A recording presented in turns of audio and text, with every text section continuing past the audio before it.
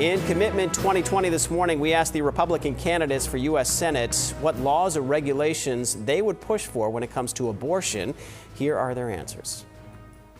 You know, I think it's a state issue. So at the federal level, you know, I guess the one law I would push for is Ben Sasse's Born Alive Act, that simply said that if a baby survives an abortion, that baby is entitled to the same standard of care that any other human being would be entitled to.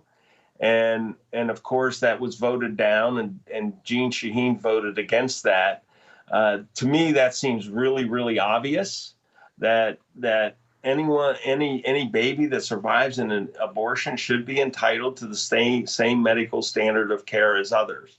But otherwise, I think it's a state law issue, and that the states should be permitted to implement laws that you know, help mothers and help mothers after they have a baby.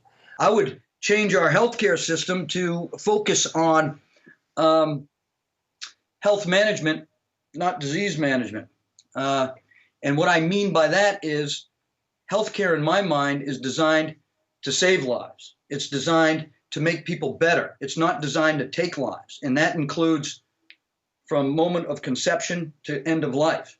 And what we have to do in the 21st century is a better job of saving lives. Women that are in crisis pregnancies need to be helped, and we need to help them, and we need to create an environment in which they make a decision for life. And so I would use my leadership to encourage that. And inside a healthcare system that promoted life and promoted the sanctity of life.